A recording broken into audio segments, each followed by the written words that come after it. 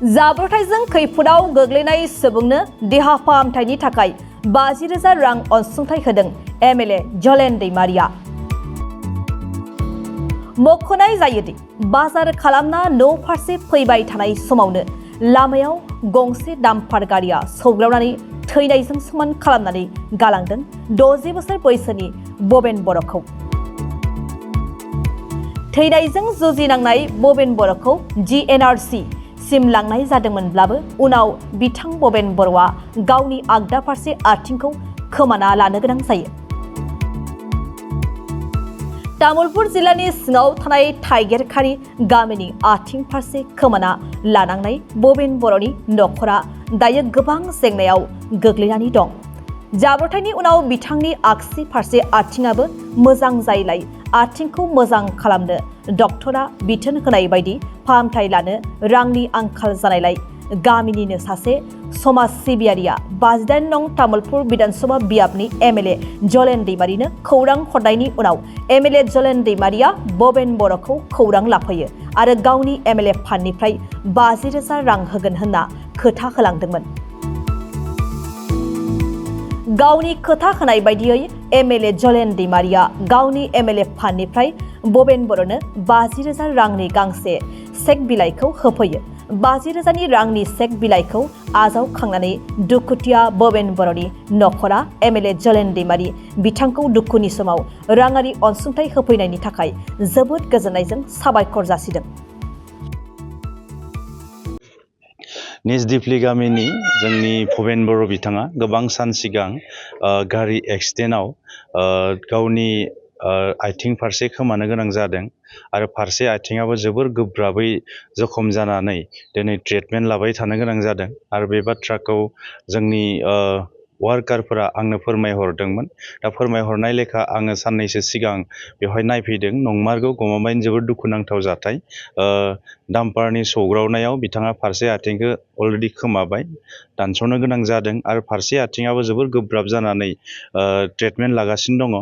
दा बे हिसाबै आङो आंनि एमएलए फान्डनिफ्राय चिफ मिनिस्टार रिलिफ फान्डआव आं दिनैहाय 50,000 रांनि मोनसे चेक बिथांनो होदों, जाहाथे एसेबाबो सहाय जायो गावनि देहाखौ फाहामथाय लानायाव। दा बे थांखिखौ लानानै जों दिनै बिथांनि दुखुथिया नखराव फैनानै बे रांखान्थियारि अनसुंथाइखौ होनाय जादों। नंगौ, जोंनियाव दा तामुलपुर समस्तिनि सिङाव गोबां बेरामिफोर जों नुनो मोनदों, केन्सार बेराम, किडनि बेराम।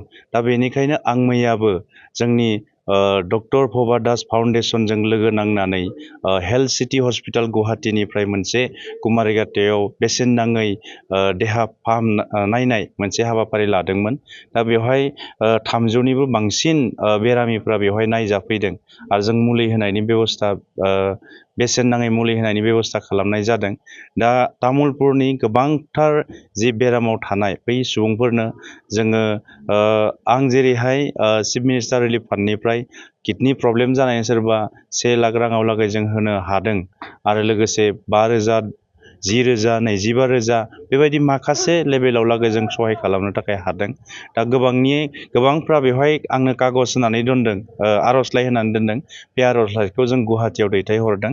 खोब खम समनि गेजेराव गोबां जायफोर आर'जलाइ होदों बिथांमोना गावसोरनि रांखान्थियारि अनसुंथाइ मोनगोन आरो बिटिआर सरकारनिफ्रायबो प्रमद बर' बिथांनि दैदेननायाव आथिखालाव जोङो गोबां बेरामिफोरनो रांखान्थियारि सुबिदा होगासिनो दङ। मोनफ्रोमबो राजखान्थि हान्जाया गावनि बाथ्राखौ उदाङै बुंनायनि मोनसे उदांस्रि थायो। दा बिथांमोनाबो मोनसे राजखान्थि हान्जा, बिथांमोनाबो गोसोनि साननायखौ फोरमायगोन, खिन्थु इन्टारनेलि बे नङा। दिनैनि समाव रायजो राजाफ्रा मोजाङै बुजिगौ 2025 मायथाइयाव सोर मा जागोन सोर मा जाया। दा बेखायनो नैबे समाव बयबो बिटिआरनि रायजोफ्रा बुजिलायदों, जुजिलायदों बा मोन्दांथिदों जोङो अबेबा लेभेलाव लागै जोंनि बिटिआरनि जिखिनि मान सन्मान आरो बिटिआरनि जिखिनि मोन्थाय, बे मोन्थाया जोंनि आखायावनो थानांगौ होननानै दिनै बिटिआरनि रायजो राजाफ्रा हास्थायदों। दिनैनि समाव रायजोफोरनि जि लुबैनाय, हयथ' रायजोफ्रा बे मोनसे लामाखौ लुबैदों, निस्सय फैबाय थानाय समाव रायजो राजाफ्रा बेनि फिथाइखौ नुगोन। बाजारनिफ्राय फैनानै लामा ससेयाव एक्सिडेन्ट जादों बलेर' गारिजों। बलेर' गारिजों एक्सिडेन्ट जानानै दा आङो चान्स गैया।